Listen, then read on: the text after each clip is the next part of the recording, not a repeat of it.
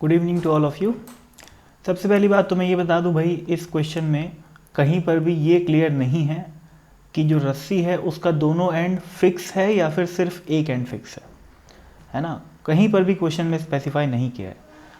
तो अगर ये डाउट है कि रस्सी को फिक्स माने दोनों एंड या फिर एक को फिक्स माने, तो ये डाउट मैं क्लियर नहीं कर सकता क्योंकि वो क्वेश्चन में गिवन ही नहीं है और ऐसी कोई जानकारी क्वेश्चन में नहीं दी है जिसके आधार पे मैं ये कंक्लूड कर सकूं कि दोनों एंड फिक्स है।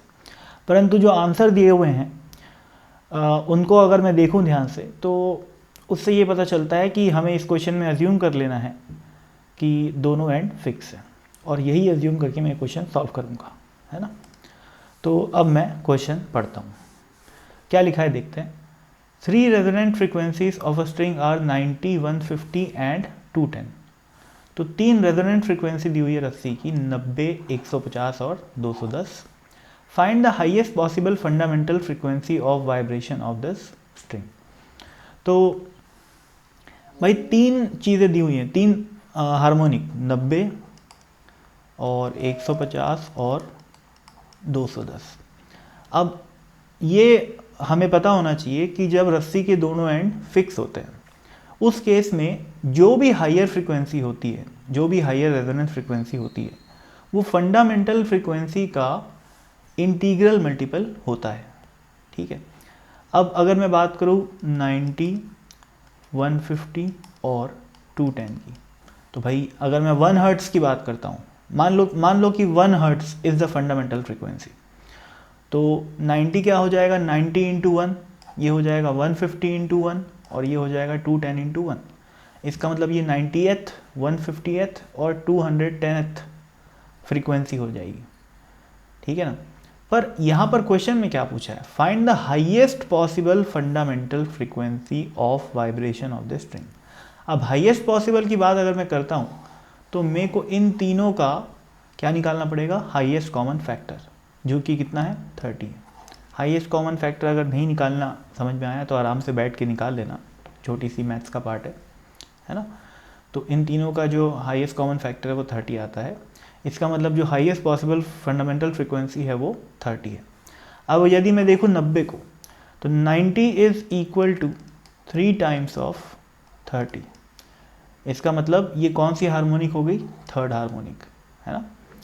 जब भी रस्सी दोनों एंड पे फिक्स होती है तो जो भी हायर फ्रीक्वेंसी है वो n टाइम्स होती है, या अगर मैं nth फ्रीक्वेंसी की बात कर रहा हूँ तो वो n टाइम्स होती है फंडामेंटल फ्रीक्वेंसी के।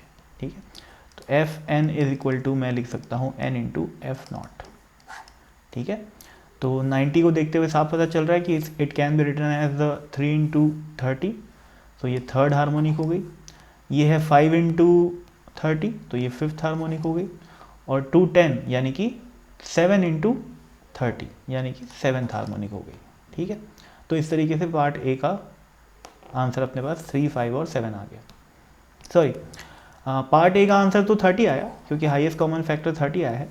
पार्ट बी में है which harmonics of the fundamental are given frequencies, तो वो क्या क्या हो गया, 3, 5 और 7।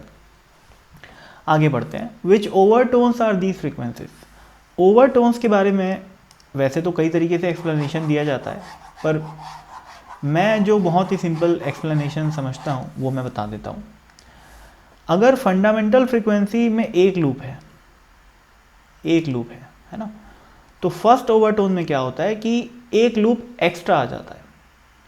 तो 2 लूप मतलब कितना हो गया, फर्स्ट ओवरटोन, क्योंकि कितने लूप एक्स्ट्रा है ओवर द फंडामेंटल मोड, एक लूप एक्स्ट्रा है। अगर मैं यहाँ पर 3 लूप बना लेता हूँ, डायग्राम की एक्यूरेसी पे मत जाना, है ना।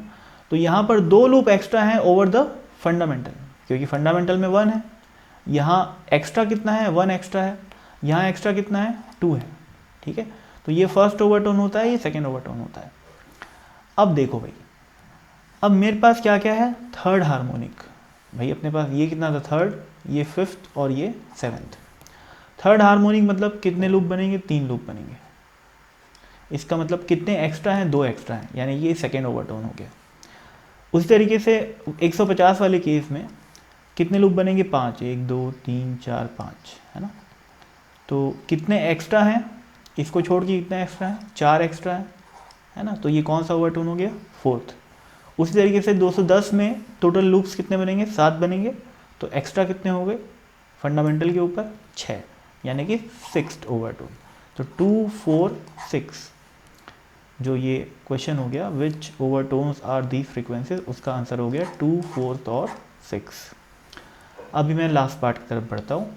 If the length of the string is 80 centimetre, what would be the speed of a transverse wave on this string. अब रस्सी की लेंथ को बोल दिया है 80 सेंटीमीटर, तो मैं L is equal to 0.8 metre लिख सकता हूँ।